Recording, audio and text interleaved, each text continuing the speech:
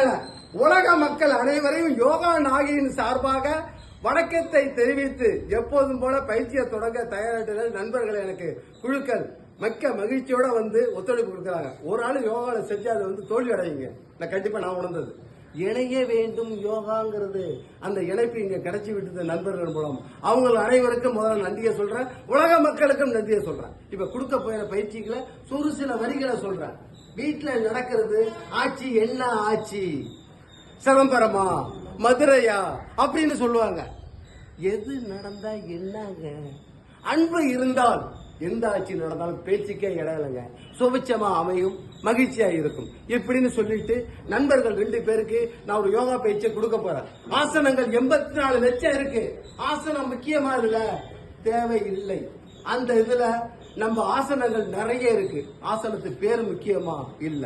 இப்போதைக்கு நான் அந்த ஆசனத்தை நண்பர்களுக்கு சொல்லி கொடுத்து விட்டு அதை நான் பழக அவங்க பாருங்க. நண்பர்களா, இந்த இடத்துல உங்க முதல் நன்றி. நான் செய்யறத பாருங்க. உங்களுக்கு எந்த கால் வருதோ அதை நீங்க செஞ்சீங்கன்னா போதும். முதல்ல நான் செய்யறத பாருங்க. எக்காரணம் மட்டும் அன்பு இருந்தால் வாழ்க்கையில் ஜெயிக்க முடியும், அதுல மாற்றம் இல்லை. இப்பொழுது எனது இடது காலை சாதாரணமா அப்படி தூக்கி நெருத்தி இதை கொண்டு அப்படியே மேல நிறுத்த வேண்டும். இது முழு நிலை. இப்படி செய்யணும் அவசியம் கிடையாது, எவ்வளவு வார்த்தை செஞ்சா போதும். அதுதான் இப்ப ஆரம்பிங்க.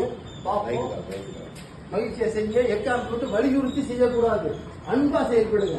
முதல்ல உங்க தாய் தந்தைய மனசில் நினைச்சீங்க, அடுத்து இறைவனை மனசில் நினைச்சீங்க.